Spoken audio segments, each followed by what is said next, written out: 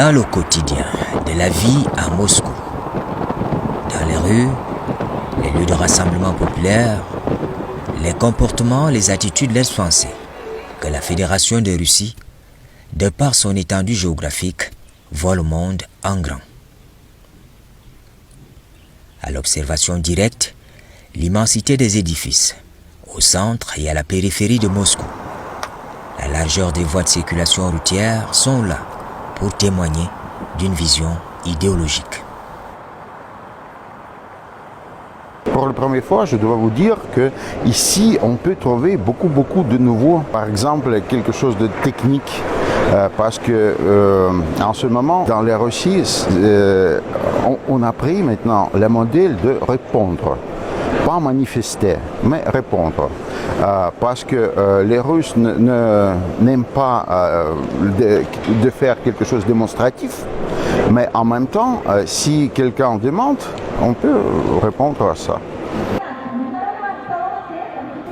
Le salon sur la sûreté et la sécurité à Moscou a donné lieu à cette interprétation au regard des produits présentés dans les stands à Expo Patriot.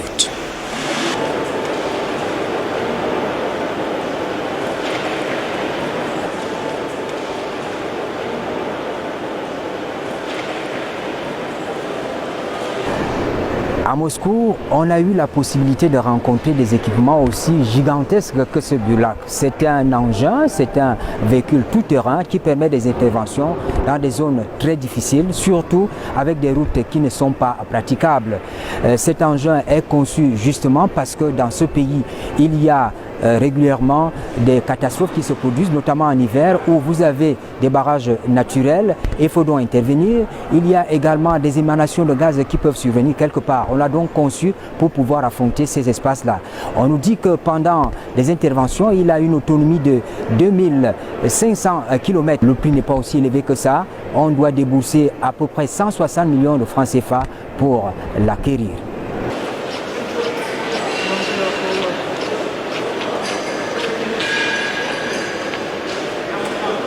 Il y a beaucoup de vêtements, par exemple, spéciaux, beaucoup de choses qui concernent tous les... Oui, c'est ça. C'est pourquoi on peut dire que c'est quelque chose de complet. C'est pourquoi c'est très intéressant. J'ai vu avec grand intérêt. Il y a deux problèmes. Parce que la Russie, c'est le pays, on peut dire, technique. C'est pourquoi nous pourrions avoir les problèmes aux usines, aux infrastructures, aux entreprises, etc. Et deuxièmement, c'est le nouvel problème, c'est l'Arctique. Il faut arriver à l'Arctique et construire quelque chose là-bas, monter les usines, monter les nouveaux villes, etc. On peut dire deux problèmes. Une très grande variété des fruits de la recherche scientifique. Des techniques nouvelles pour faire face aux situations d'urgence à travers le monde.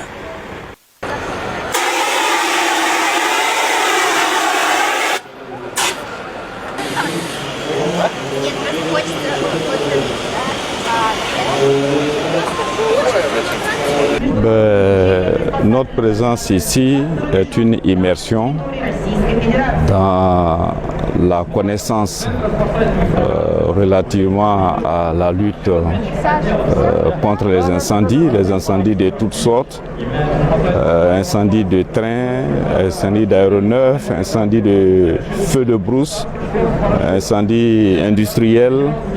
Et donc cet exercice nous permet de comprendre comment la sécurité doit être admise à l'époque, à notre époque. C'est une sécurité intégrée. C'est d'ailleurs le sens de l'exposé Patriote. La sécurité doit être intégrée, comprenant à la fois les services de sécurité, la sûreté et la protection civile, allant depuis la prévention jusqu'à l'organisation des secours au sauvetage. Donc, en assistant à cet exercice de grandeur nature, nous sommes heureux d'apprendre ce que les autres savent faire et pour nous permettre de nous réadapter et de nous réadapter aux changements en cours. Tous ces déploiements de la Fédération de Russie suscitent bien évidemment l'admiration des autres pays.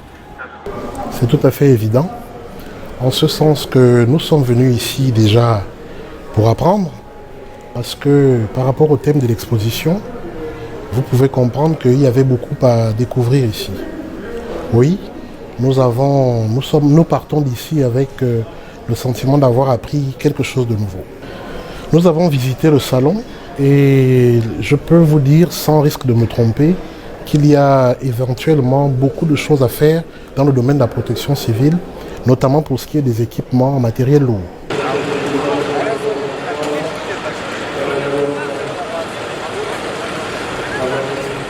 Je ne vous apprendrai rien si je vous disais que rien de grand ne s'est fait dans ce monde sans le rêve. Tout commence par un rêve et puis avec les moyens, on finit par atteindre ses objectifs. Non, je pense que pour le cas particulier du Gabon, ça ne saurait être un rêve, ce sera une réalité dans les quelques années à venir.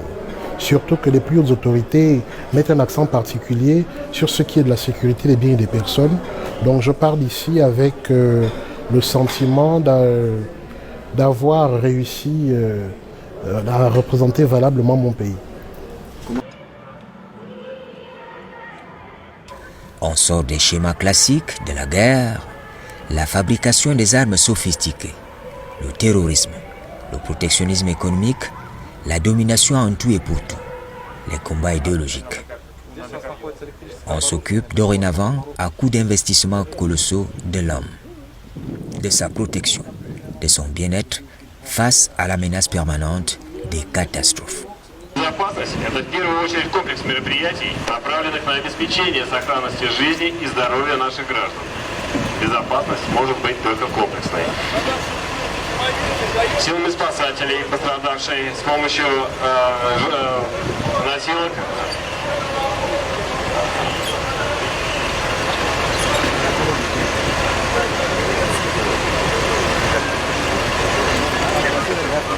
Oui, c'est des très gros moyens. Il faut avoir de très gros moyens.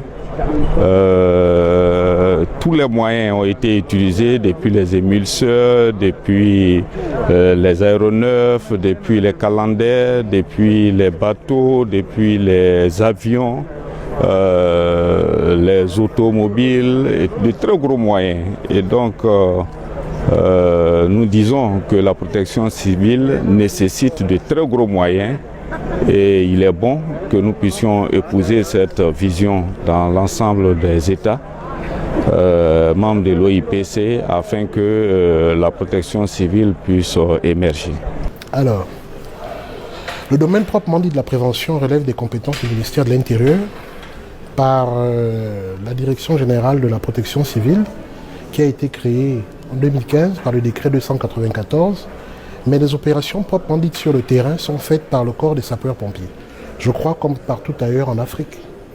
Donc il sera question pour le gouvernement éventuellement de voir la possibilité de s'arrimer à la norme internationale qui voudrait que la protection civile ou la sécurité civile, c'est selon l'appellation, se fasse avec, en intégrant en son sein un corps qui peut-être serait celui des sapeurs-pompiers ou un corps qu'on appellerait corps de la protection civile. C'est un projet qui est sur la table des autorités gabonaises qui souhaiteraient, comme je l'ai dit tout à l'heure, s'arrimer aux normes internationales en la matière en créant au Gabon un ministère dédié à la gestion des situations d'urgence. Parce qu'avec le réchauffement climatique, nous assistons à un accroissement, à une recrudescence des catastrophes, ce qui interpelle au plus haut point des autorités gabonaises. Je suis très content que je vois vous ici parce que,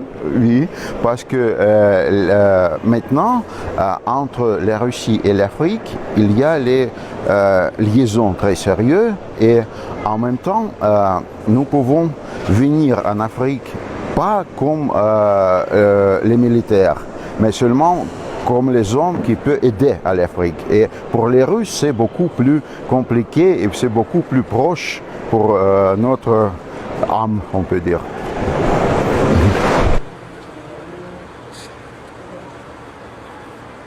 La Fédération de Russie, partenaire stratégique de l'OIPC, Organisation internationale de protection civile, sort des sentiers battus de la marche politique du monde pour se consacrer à un secteur important de la vie humaine, la protection civile.